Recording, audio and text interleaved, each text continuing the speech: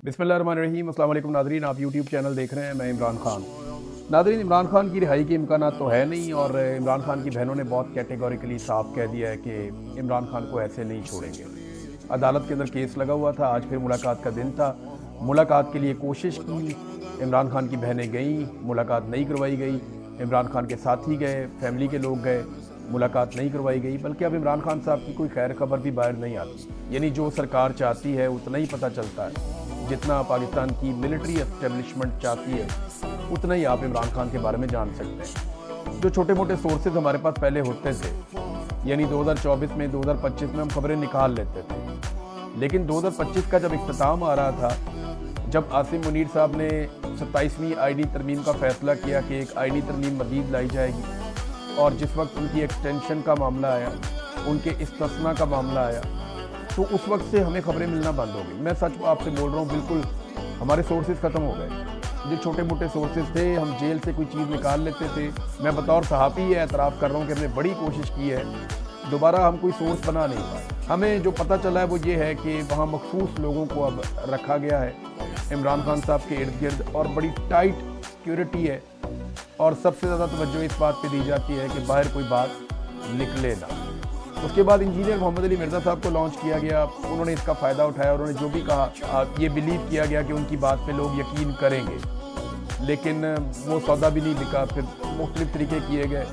बहरहाल आखिरी मुलाकात इमरान खान साहब की अपनी एक बहन के साथ हुई थी, और डॉक्टर ने फिर उसके बाद उन्हें देखा है, लेकिन वो सरकारी डॉक्टर हैं, उनको भी सख्ती से मना किया गया है, और सरकार ने अपनी मर्ज़ी के डॉक्टर चुन कर भिजवाए हैं कि यही डॉक्टर इमरान खान साहब को देखेंगे और यही खबर जो देंगे वही देंगे, और वो एक प्रेस रिलीज के जरिए से देते हैं। अदालत में इमरान खान साहब का केस चल रहा था, वहाँ भी कोई इंसाफ नहीं है। इमरान खान की बहन अलीमा खानम ने जो बात की, उन्होंने कहा जी शवाहिद तो सारे मौजूद हैं, सबूत भी मौजूद हैं कि इमरान खान साहब का ये केस ख़त्म किया जाए, उन्हें फौरी तौर पर रिहाई दी जाए, लेकिन जजेस दबाव में है, और जजेस पे दबाव इतना ज़्यादा है कि वो इंसाफ नहीं दे पा रहे। अगर इंसाफ दें तो इमरान खान साहब तो बाहर आ जाए, ये बात मैंने आपको कई दफ़ा कही है। और इसी बुनियाद पे हमेशा अदालतों पे तकिया करते हुए, अदालतों को मद्देनज़र रखते हुए मैं ये दावा करता रहा हूँ कि जिस दिन अदालत ने इंसाफ दिया, यानी एक दौर तक तो मुझे ऐसा लगता था कि पाकिस्तान की अदालतें मुकम्मल तौर पर सरेंडर नहीं हुई, वो मुकम्मल तौर पर मिलिट्री एस्टेब्लिशमेंट के कंट्रोल में नहीं है। लिहाजा इमरान खान साहब बाहर आ जाएंगे, इसी बुनियाद पर हम ये कहते रहे हैं कि ज़्यादा टाइम नहीं गुजरेगा, ये केसेस ख़त्म हो जाएंगे। केसेस ख़त्म होते चले गए, लेकिन फिर उसके बाद तरीक़ाकार बदल दिया गया।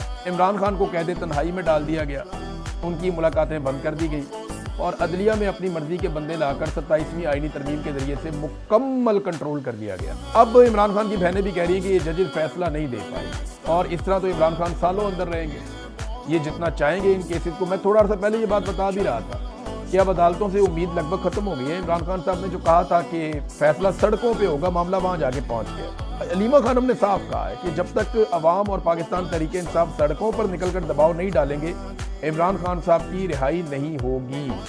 अब ना मुलाकातें हो रही हैं, ना उनकी आँख की सेहत के बारे में कुछ मालूम है कि वो क्लॉट बना कैसे, उसका रीज़न क्या है।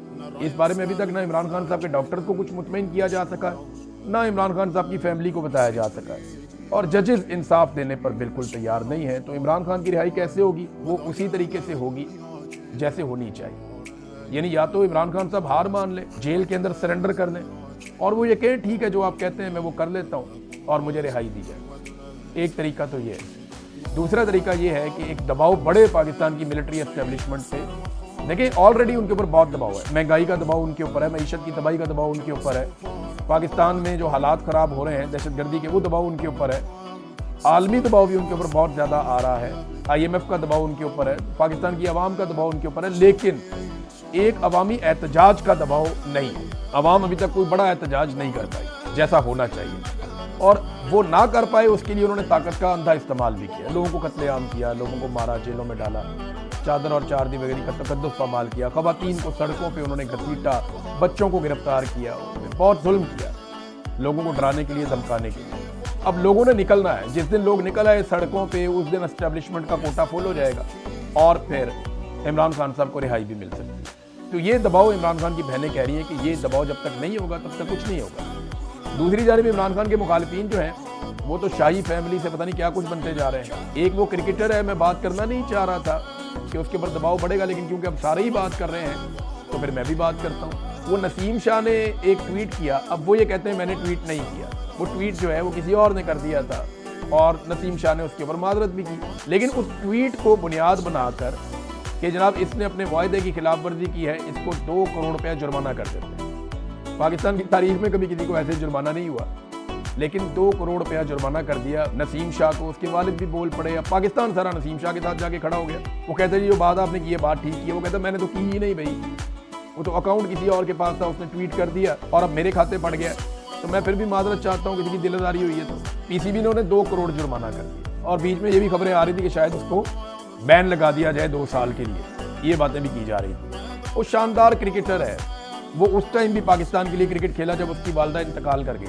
وہ ٹور پہ گیا، اس کی والدہ کا انتقال ہو گیا اور وہ 145 کی سپیڈ سے بالیں کر رہا تھا۔ اس نے پاکستان کو کامیابی دلانے میں کردار بھی ادا کیا ماضی میں، اور بڑا اچھا کھیلتا رہا، پورا زور لگاتا رہا، اور اس کی آنکھوں میں آنسو بھی تھے۔ اس کی والدہ فوت ہو گئی تھی، وہ پاکستان کے لیے کھیل رہا تھا، تو ہیرو ہے پاکستان کا، لیکن یہاں لوگوں کے دل بہت چھوٹے ہیں۔ ایک ٹویٹ کو لے کر اس کو جرمانہ کر دیا، اس کو متنازع بنا دیا۔ اب یہ مجھے پتا ہے نا کہ آئندہ کسی بھی بہانے اس کو ٹیم سے باہر کر دیں گے اور پھر اس کو ٹیم میں نہیں کھیلنے دیں گے، کیونکہ شہزادی کی شان میں گستاخی ہو گئی، اتنی سی بات۔ عمران خان کے دور میں شاہد افریدی نے کیا کچھ نہیں کہا عمران خان کے بارے میں، شاہد افریدی نے کتنی تنقید کی عمران خان پہ، کتنے نشتر برسائے، لیکن عمران خان نے اسے کچھ بھی نہیں کہا۔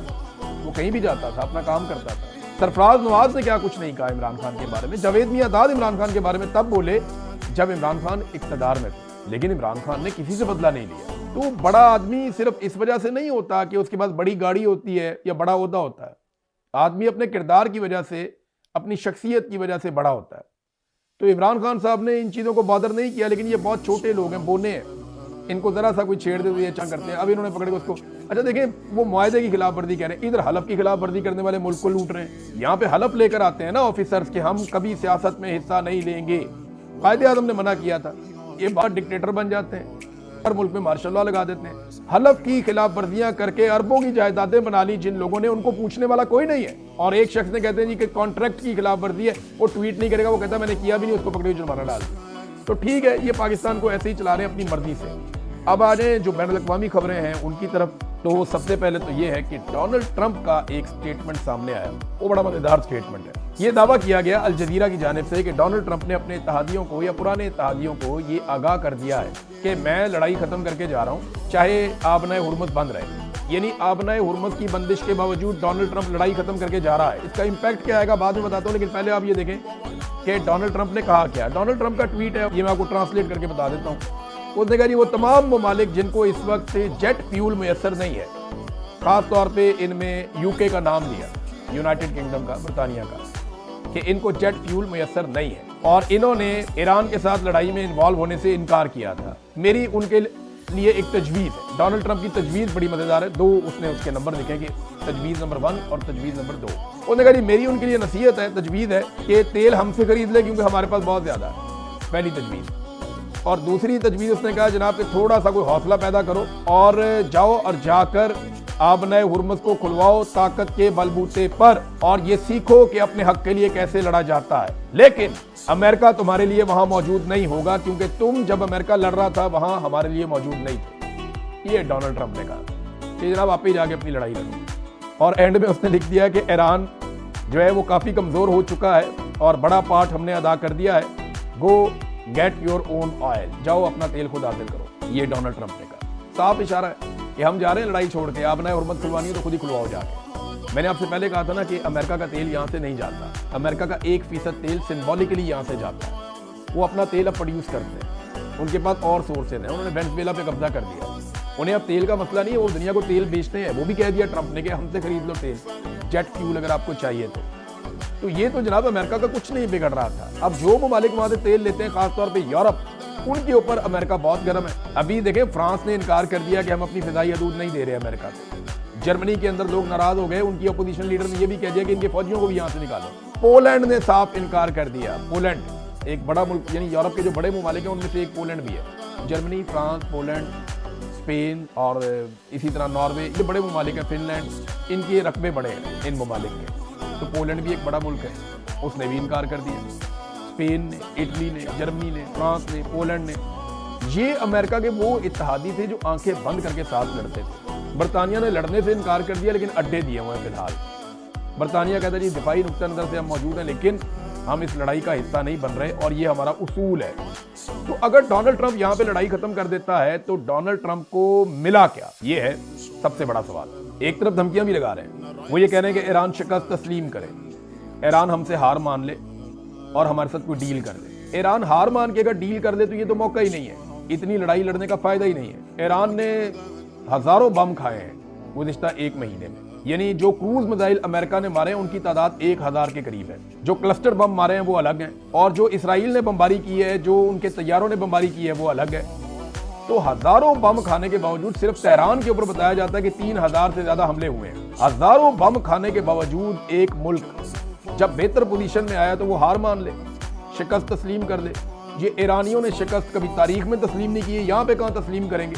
तो अमेरिका की ख्वाहिश है कि इनसे शिकस्त तस्लीम करवाई जाए, उसके लिए वो दबाव बढ़ा रहे हैं, अपने फौजियों की तादाद को बढ़ा रहे हैं मिडल ईस्ट में। अब उनका ख्याल ये है कि बाकी मुल्क मिलकर हमारे साथ हमला करेंगे ईरान के ऊपर। जब वो देखेंगे बहुत सारे अमरीकी फौजी आ गए, मरीन्स पहुंच गए, हथियार पहुंच गए, तो सारे तगड़े हो जाएंगे, मिलकर लड़ेंगे। लेकिन अरब ममालिक ईरान के साथ नहीं लड़ेंगे, मुझे ऐसा दिखाई देता है, मुझे ऐसा लगता है कि नहीं लड़ेंगे। उसकी वजह यह है कि उनका नुकसान ज्यादा होगा, उन्होंने ईरानियों के साथ रहना है, नंबर 1। नंबर 2, अरब ममालिक के अंदर इसराइल से ज्यादा ईरानियों की हमायत मौजूद है। ये एक बड़ा अहम फैक्टर है। अरब ममालिक इसराइल के साथ मिलकर शाना बशाना ईरान के खिलाफ लड़ेंगे तो अपने मुल्क में उनकी क़यादतें बहुत गैर मकबूल हो जाएंगी। अरब ये जरूर चाहते हैं कि ईरान कमजोर हो, ईरान को मार पड़े। वो चाहते हैं कि इसराइल और अमेरिका मिलकर ईरान को इतना मारें कि ईरान की कमर सीधी ना हो। वो ये भी चाहते हैं कि पाकिस्तान भी ईरान के ऊपर अटैक कर दे अपने मुल्क से, और वहां से पाकिस्तान भी मारे, इंडिया भी मारे, सारे रल के मारो ईरान को, इसको कमजोर तरीन कर दो। लेकिन वो खुद नहीं लड़ना चाहते, वो ईरान को कमजोर करना चाहते हैं, लेकिन उसकी कीमत खुद अदा नहीं करना चाहते अरब। उन्हें लगता है उनके पास बहुत सारा पैसा है और वो सिर्फ पैसे को इस्तेमाल करेंगे, इन्फ्लुएंस को इस्तेमाल करेंगे और दुनिया उनके लिए लड़ेगी। ये उनकी एक हिकमत अमली है। अब आप इसको अच्छा समझें बुरा समझें, वो अपने मुल्क के लिए तो अच्छा ही सोच रहे हैं। तो बराह रास्त वो लड़ाई के अंदर आएंगे नहीं, तो ट्रंप को इत्तेहादी मिल नहीं रहे, उसकी फ्रस्ट्रेशन बढ़ रही है। ऐसे माहौल में उसको मशवरा दिया जा रहा है कि लड़ाई से निकल जाओ। अब अगर ट्रंप ऐसे लड़ाई से निकलता है, जो आपको मैंने ट्वीट पढ़ के सुनाया, ये डोनाल्ड ट्रंप का अपना ट्वीट है, तो होगा क्या? यानी जंग से पहले और जंग के बाद में क्या बदला? हम पहला सवाल तो यही उठाएंगे ना कि जब ट्रंप ने जंग को शुरू किया तब दुनिया कैसी थी, और जब खत्म करके वहां से जा रहा है तो दुनिया कैसी है। तो पहली बात तो ये है कि आबनाए हुर्मुज़ जंग से पहले खुली थी, जंग के बाद बंद है। और वैसे भी जो अमेरिका के इत्तेहादी ममालिक हैं या दोस्त ममालिक हैं, उन्होंने अमेरिका को कहा है कि आप जंग बंद करें, आबनाए हुर्मुज़ हम टेलीफोन करके खुलवा लेंगे। ईरान ने अमेरिका की जिद में आबनाए हुर्मुज़ को बंद किया हुआ है ना, कि यहाँ जंग चल रही है, ये जंगबंदी कर दें, ऐलान कर दें कि हम जंग नहीं लड़ेंगे। ईरान के साथ यूरोप बैठ जाएगा जाके, अरब बैठ जाएंगे जाके, वो एक मैकेनिज्म बनाएंगे, सर्टेन कंडीशंस होंगी, वो आबनाए हुर्मुज़ के रास्ते खोल देगा, सब तरफ अमन हो जाएगा। बस अमेरिका और इसराइल यहाँ पे नहीं आएंगे, तो वो खुद ही खुलवा लेंगे, उन्हें लड़ने की जरूरत ही नहीं है। डोनाल्ड ट्रंप ने जो 2 ऑप्शन दिए ना, पहला कि तेल हमसे ले लो, दूसरा वहां पे जाके खुद आबनाए हुर्मुज़ को खुलवा लो। दूसरा ये है ना, दूसरा बहुत आसान है, वो बगैर लड़े खुल जाएगा। ईरान तो कहता है सबके लिए खुली है, हम अपने दुश्मनों के लिए नहीं खोल सकते। तो अमेरिका और इसराइल को नहीं मिलेगा, बाकी सारे लोग जाके वहां ईरान को यकीन दिलाएं कि हम आपके दुश्मन नहीं हैं, हम इस जंग के अंदर शामिल नहीं हुए, तो ईरान खोलेगा ना उनके लिए। हाँ, ये कंडीशंस अब जरूर होंगी कि ईरान अब उसको मुफ्त में नहीं खोलेगा, वो वहां से कुछ पैसे कमाना चाहेगा। और ईरान के ऊपर माजी में जो पाबंदियां थी, वो पाबंदियां भी अब ऐसा लगता है कि नहीं रहेगी। तो फर्क क्या पड़ा डोनाल्ड ट्रंप के जंग छेड़ने से लेकर अब तक?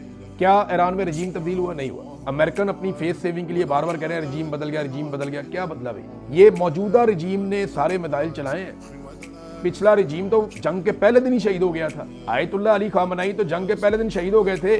ये जो ईरान ने वापस हजारों मिसाइल और ड्रोन मारे हैं, ये तो इसी रजीम ने मारे हैं जिसको वो कह रहे हैं अच्छा है, लोगों को बेवकूफ बना रहे हैं। ये जो नया रजीम है, ये वही है जो पहले था, सिर्फ शक्लें बदल गई हैं, बंदे बदल गए हैं, ये वही लोग हैं, वही टीम है। तो एक तो रजीम तब्दील नहीं हो सका। नंबर 2, आबनाए हुर्मुज़ जंग से पहले खुला था, जंग के बाद बंद है। नंबर 3, डोनाल्ड ट्रंप पहले से ज्यादा गैर मकबूल हो गए। अभी एक लेटेस्ट सर्वे आया, उसमें -17% इनकी पॉपुलैरिटी गई है। तो डोनाल्ड ट्रंप इस वक्त जो डाटा है, या अमेरिकन मीडिया बता रहा है, मैं CNN की एक रिपोर्ट देख रहा था, उसके मुताबिक डोनाल्ड ट्रंप इस वक्त अमेरिका की तारीख के तमाम सुदूर से, यानी हालिया तारीख जो अमेरिका की, इसमें तमाम सुदूर से ज्यादा गैर मकबूल सदर है।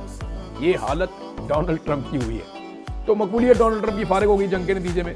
अमेरिका की चौधराहट भी बढ़ गई। पहले अमेरिका खित्ते का चौधरी था दुनिया का, यहाँ अपने जहाज भेजता था, लोग बात मान लेते थे, हमारा बहरी बेड़ा आ रहा है, वो सारे कहते थे दसों सरकार करना चाहिए। पाकिस्तान में एक उनका छोटा सा सेक्रेटरी लेवल का बंदा, एक उसका साइफर आ जाता था पाकिस्तान में, तो पाकिस्तान में रजीम तब्दील हो जाता था। वो उनका एक छोटा मोटा ऑफिसर भी आता था तो हमारे हुक्मरान लाल टाइयाँ लगा के खड़े हो जाते थे उसके रास्ते में। तो वो जो चौधराहट अमेरिका की थी वो बाकी नहीं रही। ऐसी मनूसत डाली है इन्होंने, जाके ट्रंप को जप्पा डाला, ट्रंप की चौधराहट भी बढ़ गई, अमेरिका को ही बेड़ा गर्क कर दिया पकड़ के। अब एक तो अमेरिका की चौधराहट भी गई, फिर अमेरिका के इत्तेहादी भी उसके हाथों से छूट गए। वो ममालिक जो आंखें बंद करके अमेरिका के पीछे चलते थे वो अब सवाल पूछते हैं, जवाब मांगते हैं, और अमेरिका के जो इत्तेहादी थे वो उसके हाथों से निकल गए।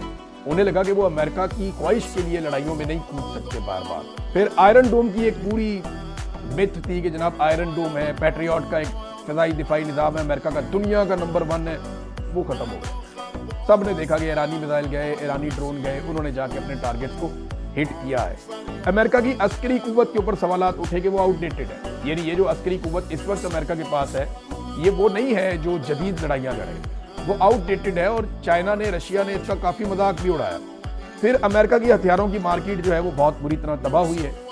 कई ममालिक जिन्हें अमेरिका से खतरा रहता था उनका हौसला बढ़ गया इस लड़ाई के बाद, और जो खलीज का खित्ता है वो भी बहुत हद तक बदल जाएगा और एक नए वर्ल्ड ऑर्डर की तरफ दुनिया बढ़ती हुई दिखाई दे रही है इस जंग के बाद। तो डोनाल्ड ट्रंप की लड़ी हुई जंग में अमेरिका को क्या मिला, इसराइल को क्या मिला? कुछ भी नहीं मिला। नुकसान हुआ अरबों का, नुकसान हुआ ईरानियों का, लेकिन अमेरिका की मिथ टूट गई, इसराइलियों की मिथ टूट गई। और अगर ये जंग इस तरीके से डोनाल्ड ट्रंप यहाँ बंद करता है तो अमेरिका इस जंग के लिए लूज़र के अलावा कोई और टाइटल हासिल नहीं कर पाएगा, मुझे तो ये लगता है। नाज़रीन, एक और चीज़ मैं पाकिस्तान से आपके लिए शेयर कर देता हूँ, लेकिन मैं नसीम शाह का वाक़या आपके साथ शेयर कर रहा था तो मुझे उसमें एक और चीज़ याद आ गई। इसी मुल्क में ना एक गलीज़ जानवर के साथ कायद-ए-आज़म मोहम्मद अली जिन्ना की बहन फातिमा जिन्ना को तशबीह दी गई, उनकी तौहीन की गई, लगातार तौहीन की गई। तो बानिए पाकिस्तान की बहन की तौहीन की गई इस मुल्क में। उस मुल्क में एक शहजादी के बारे में ट्वीट आ गया तो 2 करोड़ जुर्माना। आज तक किसी ने अयूब खान से पूछा या उसकी कब्र से पूछा कि फातिमा जिन्ना की तौहीन क्यों की थी? तो यहाँ पे ना एक अजीब है, जिसकी लाठी उसकी बहन, और लाठी हमेशा से मखसूस लोगों ने पकड़ी हुई है और पूरी कौम को हाँकने की कोशिश कर रहे हैं, और माफिया को खुली छूट है। यानी मिसाल के तौर पे मैं जाते जाते आपको बताऊं कि जो LPG का सिलेंडर है ये पाकिस्तान में बेचा जाता है ना, इसके ऊपर एक रेगुलेटरी अथॉरिटी भी है जो ये देखती है कि जनाब LPG महंगी हो रही है, सस्ती हो रही है। ये पिछले 1 महीने में, मार्च के महीने में कौम को 43 अरब का चूना लगाया LPG माफिया ने। हर चीज़ के अंदर माफिया बैठा हुआ ना, 42 से 43 अरब का चूना लगा दिया सिर्फ मार्च के महीने में पाकिस्तानियों को, और ये बाकायदा डाटा अवेलेबल है। हुकूमत ने क्या किया? माफिया को खुली छूट है, जो मर्जी वो करे, लेकिन उन्हें पाकिस्तान की मिलिट्री एस्टेब्लिशमेंट का मुती होना पड़ेगा, बस और कुछ नहीं। अब तक के लिए इतना ही। अपना ख्याल रखिएगा, अपने चैनल का भी। अल्लाह हाफ़िज़।